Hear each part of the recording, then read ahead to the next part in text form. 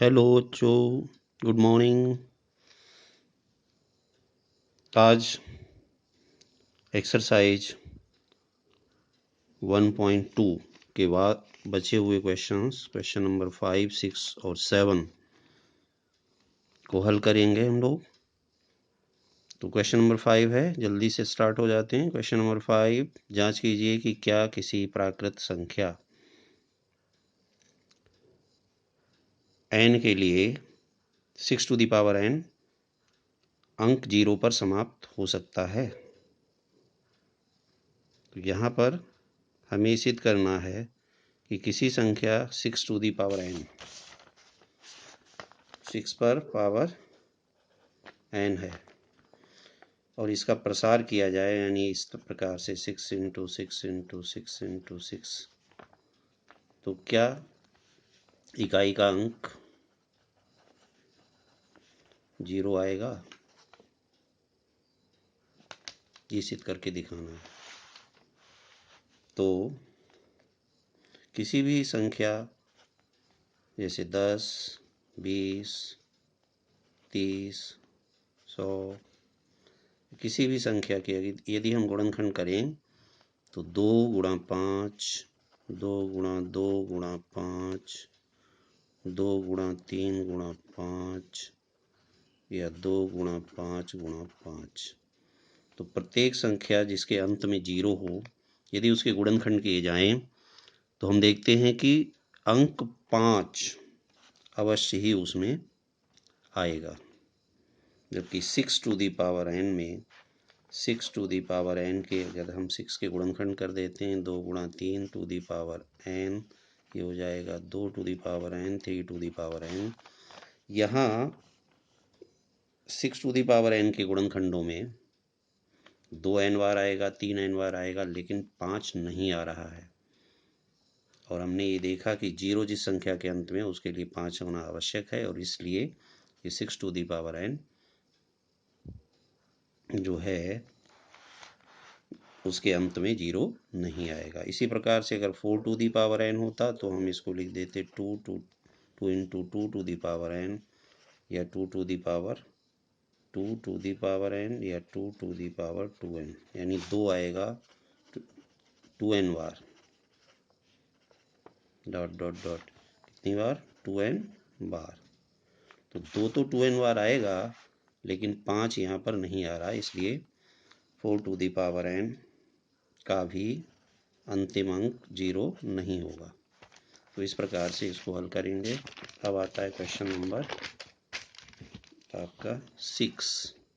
Question number 6,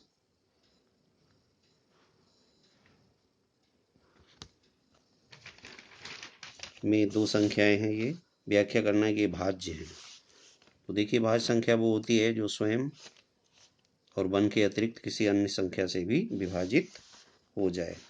तो यहाँ पर संख्या है 7, 11, 13, 7 इंटू 11 इंटू 13 प्लस 13। तो इस संख्या को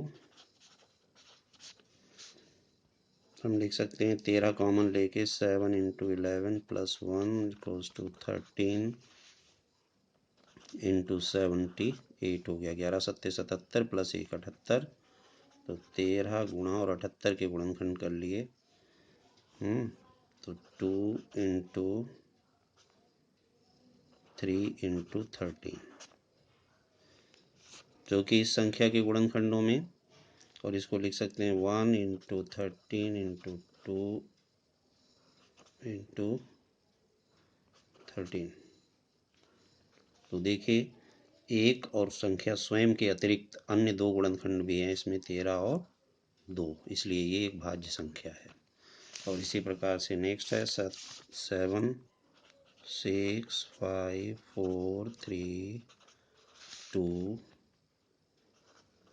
इंटू 1 प्लस 5। यहाँ भी 5 कॉमन ले लिया। 5 को कॉमन लेकर 7, 6, 4, 3, 2, 1 प्लस 1, 5 इंटू इनकी गुणा हो गई 1008 प्लस 1 इक्वल्स टू 5 इंटू 1009। इसे 1 इंटू 5 इंटू 1009 लिख दिया। तो देखिए यहाँ पर 1 और संख्या स्वयं सबकी गुणा करें तो स्वयं हो जाएगा, तो उसके अतिरिक्त 5 और 1009 ये दो गुणनखंड और आ रहे हैं इस संख्या के, अतः ये संख्या भी भाज्य संख्या है। क्वेश्चन नंबर 7, ये किसी खेल के मैदान में, तो दो बच्चे दौड़ रहे हैं। सोनिया, मान लिया यहाँ से स्टार्ट किया दोनों ने दौड़ना, सोनिया और रवि दोनों ने ये एक ही स्थान से शुरू किया है। रवि और सोनिया ने इस डायरेक्शन में मान लो दौड़ रहे हैं। एक 18 मिनट में पूरा करता है चक्कर और दूसरा 12 मिनट में, यानी रवि तेज दौड़ रहा है। तो रवि एक चक्कर पूरा करके पहले आ जाएगा, सोनिया पीछे रह जाएगी। इस प्रकार से ये दौड़ते दौड़ते एक बार फिर से ए पर आकर कभी मिलेंगे। तो ये पूछा जा रहा है कि वो कितने समय के बाद मिलेंगे।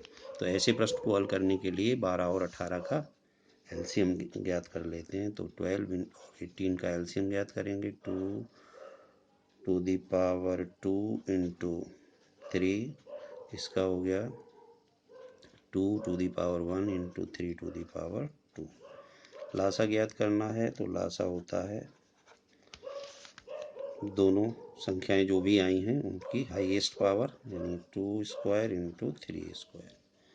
2 square 4 into 9 equals to 36 minute.